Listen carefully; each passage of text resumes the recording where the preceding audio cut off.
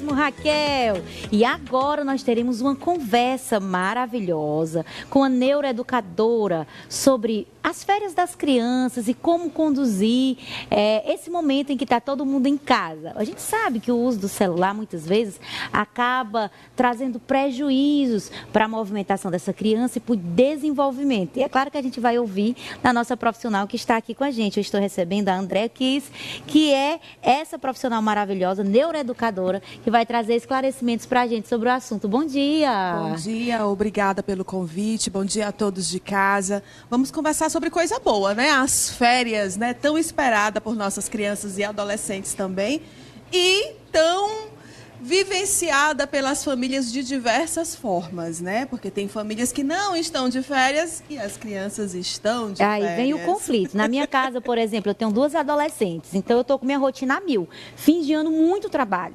Sim. E aí elas estão em casa, super chato, gente, caramba, gente, que saída, volta, mamãe, as férias chatas, vou ficar as férias em casa, lavando a louça, caramba, eu não aguento. Eu digo, calma, gente, que é porque eles não entendem, né? A gente tem que fazer esse equilíbrio. Exatamente. Porque a vida profissional tem lá suas exigências, mas os nossos filhos têm a sua importância. Exatamente. Eu queria já começar a nossa conversa, né, dentro dessa perspectiva, você que é uma neuroeducadora, que une a questão da neurociência, dos aspectos mais amplos do ser humano, associando à educação. Eu queria saber qual é a mudança que acontece na cabeça. A criança naquela rotina, né? Sim. Aula, conteúdo, todo dia, amanhece, acorda, e de repente chega as férias e ela tem uma folga. Isso é bom, é importante que tenha, é importante que aconteça de maneira saudável. Como é que fica a cabeça dessa criançada? Quando nós estamos falando de uma trilha de aprendizagem, a gente vai para a sedimentação das informações que as nossas crianças, por exemplo, apreenderam no ambiente escolar, ou qualquer que seja o ambiente que elas estiveram expostas. O nosso cérebro, para tudo que nós fazemos, ele precisa de um período de descanso, de ócio, né? A gente tem falado muito do ócio, por exemplo, em relação às telas, né? Sobre as nossas crianças e todos nós estarmos o tempo inteiro hiperconectados. Então, a necessidade de não fazer nada nessa vida cada vez mais workaholic que nós estamos vivendo, né? Esse ócio, ele também é necessário após uma trilha de aprendizagem. Você está fazendo um esforço físico, vamos pensar que você está treinando para uma maratona, você precisa de um período de descanso para o seu corpo regenerar. As nossas crianças, elas precisam desse período de férias para sedimentar as informações às quais estiveram expostas na escola. É o que a gente chama de maturação no processo de neurodesenvolvimento. É porque muito muitas importante. vezes os pais, nessa ânsia de entreter as crianças, acabam fazendo uma agenda de férias inalcançável. Coloca nisso, coloca naquilo, acaba sobrecarregando a criança, e a criança tem tantas atividades que ela não consegue sentir o ócio, nem entender que isso também tem um papel na formação da cabeça dela. Nós estamos vivenciando um tempo diferente, né? Nesse tempo que nós estamos vivendo, todas nós que somos mães, estamos no mercado de trabalho em grande maioria, né? Porque Sim. sempre houve mães no mercado de Sim. trabalho, mas nesta era temos mais, não é verdade? E as nossas crianças, elas estão precisando, né? Nós estamos fazendo com que as nossas crianças acompanhem a nossa agenda, que é uma agenda corrida, que é uma agenda de um adulto.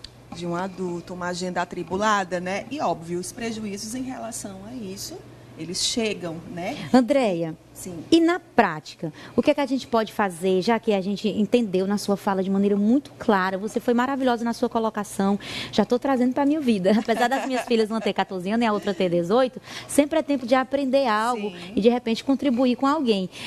Na prática, o que é que pode ser feito de maneira que não exija tanto, que não tenha essa cobrança de horário, de pega, de deixa, na rotina do dia a dia, para que essa criança tenha uma mente saudável, visto que, de qualquer maneira, uma hora ou outra vai estar com as telas, pode gerar essa ansiedade, que tem uma geração toda adoecida por essa questão da ansiedade. O que é que a gente pode fazer na prática? Olha, planejar as férias é sempre muito saudável. E quando a gente pensa em planejar as férias, a gente não está falando só de viagem ou só de sair. As nossas crianças, elas precisam participar do ambiente de casa. Então, você pode planejar momentos em casa, momentos estes que toda a família ou que parte da família esteja. Porque quando a criança participa do ambiente, ela entende as responsabilidades de cada um nesse ambiente. Ela sabe que o papai chega em determinada hora, que a mamãe chega em determinada hora. E para os tempos em que papai e mamãe não estão em casa, elas tenham planejado algo, uma brincadeira diferente, porque você sempre vai deixar a sua criança ou o seu adolescente, né, já que nós somos aqui mães de adolescentes, fazendo algo em específico com um responsável, né, sob a supervisão de alguém. Então, esse planejamento ele é essencial para que você não se sinta culpada, ausente enquanto família, e a sua criança perceba o universo de possibilidades que ela tem, que não seja somente o uso da tela, né? Que não seja somente a interação pelo celular, né? Hoje nós já sabemos os diversos prejuízos que o celular, a utilização, a exposição tem nos causado. Quem trabalha, por exemplo, no celular sabe que o nosso sono é diferente, que a gente demora a acalmar porque a ansiedade, o imediatismo, a sensação de urgência toma conta de todos nós. Agora, imagina isso nas nossas crianças em processo de desenvolvimento, nos nossos adolescentes, porque nós somos mães de adolescentes, mas eles ainda estão em fase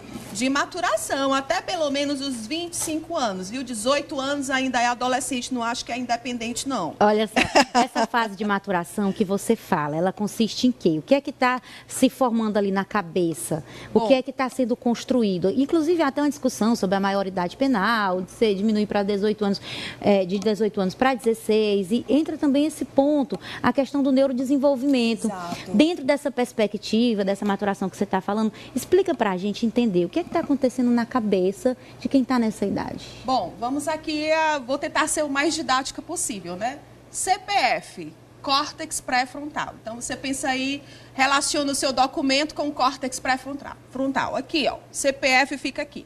Essa região é a principal região de tomadas de decisão. É uma região social, é do processo de interação, é a região que vai conectar com várias outras áreas do seu cérebro.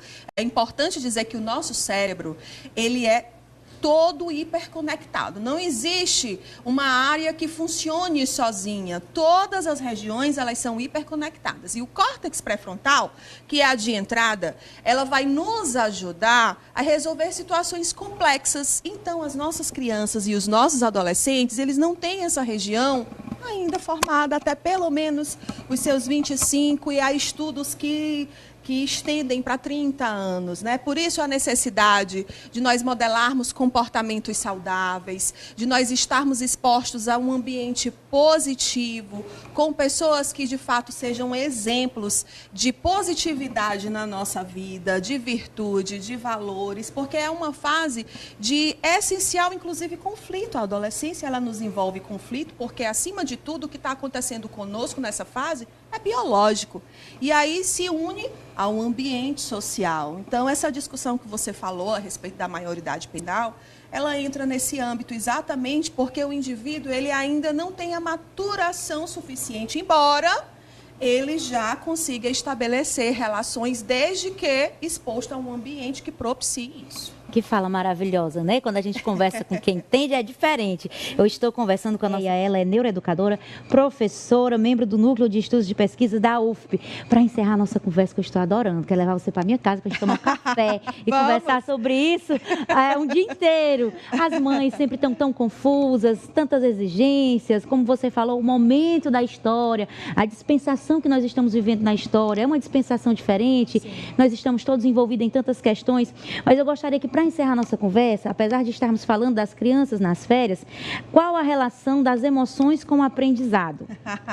Visto que somos humanos e tem muita gente que isola, né? Sim. Ah, porque meu filho, você errou, você não aprendeu, você ficou de recuperação. Eu também já fui essa mãe, preciso confessar aqui minha falha. Nós. Eu já fui essa mãe exigente. Minha filha ficou de prova final, não de recuperação, né? Precisou fazer mais uma provinha para atingir a meta.